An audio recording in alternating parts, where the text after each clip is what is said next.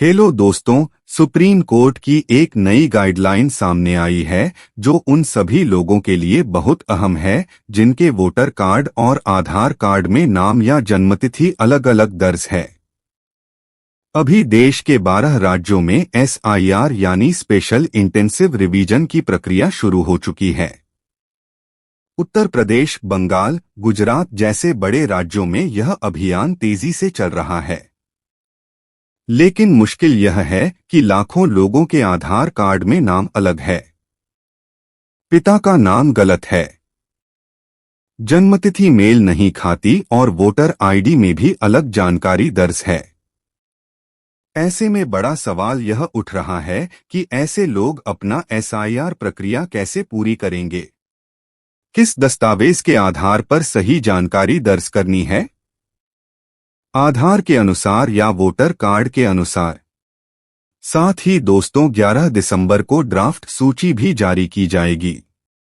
यानी 11 दिसंबर से पहले आपको सचेत होना होगा, क्योंकि इस ड्राफ्ट में उन नामों की लिस्ट दिखाई देगी जिनको संभावित रूप से काटा जा सकता है। मीडिया रिपोर्ट्स के अनुसार केवल यूपी में 3 करोड़ लोगों के नाम हटाए जा सकते हैं।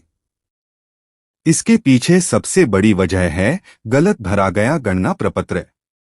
दोस्तों, इसको लेकर भी पूरी जानकारी हम वीडियो में देंगे, लेकिन उससे पहले आप हमें कमेंट्स में जरूर बताएं कि आप हमारी यह वीडियो कहां से देख रहे हैं और चैनल पर नए हैं तो सब्सक्राइब जरूर कर लें। तो चलिए अब जानते हैं विस्तार से। दोस्तों, इस वीडियो को बिना स्किप किए आखिरी तक जरूर देखें, क्योंकि यह जानकारी पूरे देश के नागरिकों के लिए बेहद महत्वपूर्ण है। अभी SIR केवल 12 राज्यों में चल रहा है, लेकिन चुनाव आयोग का स्पष्ट कहना है कि जैसे ही इन 12 राज्यों में यह प्रक्रिया पूरी होगी, SIR पूरे देश में लागू कर दिया जाएगा। यानी आगे चलकर देश का कोई भी राज्य इससे बाहर नहीं रहेगा। ऐसे में जब आप फॉर्म भरें तो बहुत सोच समझकर भरें, क्योंकि फॉर्म में की गई एक भी गलती आपकी वोटर लिस्ट में नाम हटवा सकती है या आपका नाम आगे रिवीजन लिस्ट में शामिल ही नहीं किया जाएगा। दोस्तों, सबसे पहले यह समझ लीजिए कि जिन लोगों ने BLO से मिले SIR गणना प्रपत्र में 2003 से जुड़ी जानकारी गलत भरी है या बिल्कुल ही नहीं भरी, वे सबसे अधिक जोखिम में हैं। जो कॉलम 2025 की जानकारी के लिए था उसे सही भरना था और साथ ही 2003 की वोटर लिस्ट से संबंधित कॉलम ठीक से भरना अनिवार्य था। नियम यह था कि 2003 की लिस्ट में अगर आपका नाम मिला तो आपको उसी कॉलम में दर्ज करना था। अगर 2003 में आपका नाम नहीं मिला लेकिन आपके माता पिता या दादा दादी का नाम था तो उनके नाम डालने थे। पर बहुत से लोगों ने उल्टा पुल्टा भर दिया। कोई जहां 2003 का नाम भरना था वहां 2025 का भर दिया। किसी ने माता पिता का नाम भरना था पर उसे छोड़ दिया। कुछ लोग तो दोनों कॉलम खाली छोड़ आए क्योंकि उन्हें लिस्ट नहीं मिली या समझ में नहीं आया। ऐसे गलत भरे हुए SIR फॉर्म वाले लोग अब परेशानी में हैं, क्योंकि फॉर्म जमा हो गया है और ऑनलाइन रिकॉर्ड भी बन चुका है। लेकिन 2003 की लिस्ट में उनका नाम होने के बावजूद उन्होंने गलत कॉलम भर दिया, तो अब सुधार करना होगा। लेकिन अगर आपने अभी तक फॉर्म जमा नहीं किया है तो यह समझ लें कि SIR फॉर्म में आपका नाम, EPIC number, QR code, photo और पिता का विवरण भरना होता है। इसके अलावा पिता का EPIC नंबर, आपका आधार नंबर, ईमेल ID और मोबाइल नंबर भी मांगा जाता है। अब बहुत से लोग यह गलती कर देते हैं कि वे विवरण आधार कार्ड के अनुसार भरते हैं, लेकिन ऐसा कतई ना करें।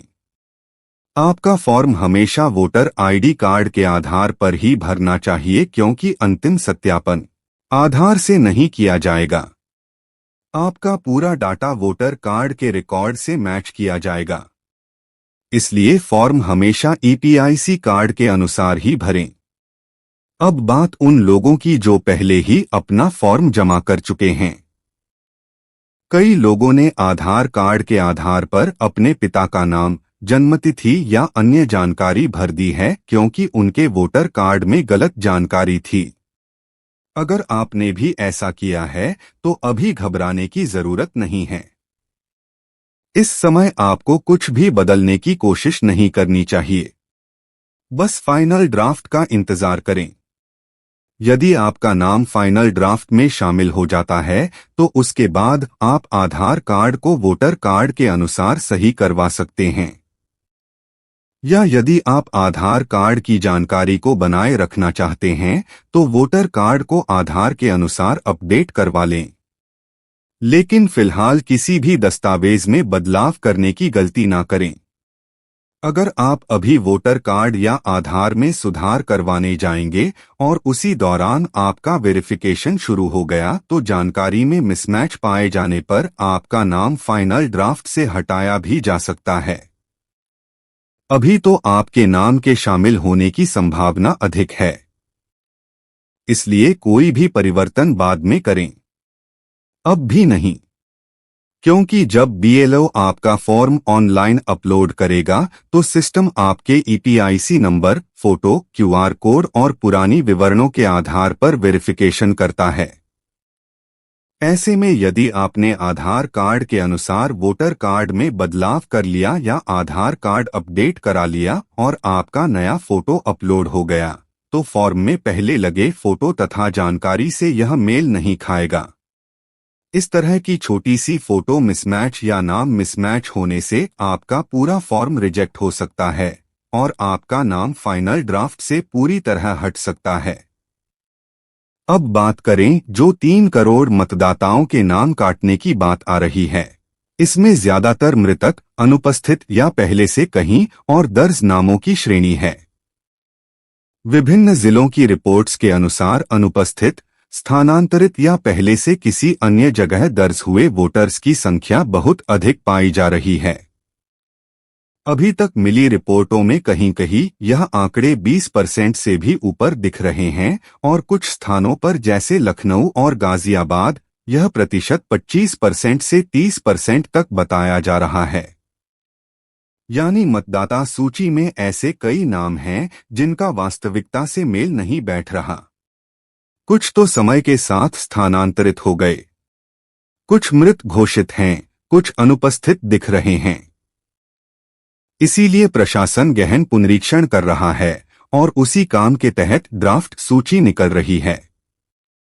एसआईआर टीम और अधिकारियों के मुताबिक अब तक की जांच में पूरे यूपी में लगभग 6% ऐसे वोटर मिले हैं जो अपने पते पर मौजूद नहीं थे। लगभग 10% लोग स्थानांतरित पाए गए हैं और लगभग 4% मृतक मतदाताओं के नाम अब भी सूची में दर्ज हैं जिन्हें हटाया जाएगा। 11 दिसंबर तक गणना फॉर्म जमा कराए जाने हैं और इसी के बाद जांच तेज कर दी जाएगी। सबसे पहले मृतकों के नाम सूची से निकाले जाएंगे। इसके बाद उन लोगों के नाम हटाए जाएंगे जिनकी एंट्री तो उसी क्षेत्र में है लेकिन बीएलओ कई बार घर जाकर भी उन्हें नहीं मिल पाए। ऐसे मतदाताओं को अनुपस्थित की श्रेणी में डालकर उनका नाम हटाया जाएगा। इसी तरह जहां किसी व्यक्ति का नाम 2 जगह लिस्ट में पाया गया है वहां डुप्लीकेट एंट्री भी हटा दी जाएगी।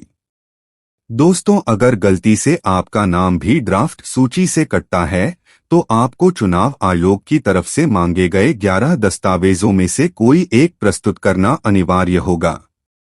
अगर आपसे फॉर्म भरते समय भी आपसे कोई गलती हो चुकी है तो फिलहाल एक राहत की बात यह है कि इन गलतियों को आप अभी भी सुधार सकते हैं।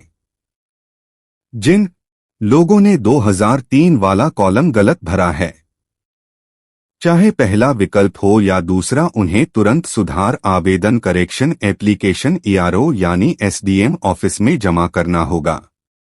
यदि आपका या आपके माता पिता, दादा दादी, नाना नानी का नाम 2003 की मतदाता सूची में मिलता है पर आपने गणना फॉर्म में सही विकल्प नहीं भरा तो भी यह सुधार करना अनिवार्य है। आप अपने बीएलओ से संपर्क करें, उन्हें बताएं कि फॉर्म में कहां गलती हुई है। वह आपको सही प्रक्रिया बताएंगे और सुधार हेतु आवेदन भरने में सहायता करेंगे। इस आवेदन को जमा करने के बाद एसडीएम ऑफिस आपका डाटा ठीक करवा देगा और बीएलओ 2003 वाले विवरण को दोबारा सही भरकर फॉर्म को अपडेट करा देगा। इस तरह आपका एसआईआर फॉर्म संशोधित होकर समय पर सही स्थिति में पहुंच जाएगा, ताकि 11 दिसंबर के बाद ड्राफ्ट लिस्ट में आपका नाम बिना किसी परेशानी के दिखाई दे। उम्मीद है कि यह जानकारी आपके लिए काफी उपयोगी रही होगी। वीडियो पसंद आए तो लाइक, शेयर और कमेंट जरूर कीजिएगा और चैनल सब्सक्राइब कर ले, ताकि आगे भी एसआईआर से जुड़े ऐसे महत्वपूर्ण अपडेट आपको सबसे पहले मिल सके। अगली वीडियो में फिर मिलते हैं नई जानकारी के साथ। धन्यवाद।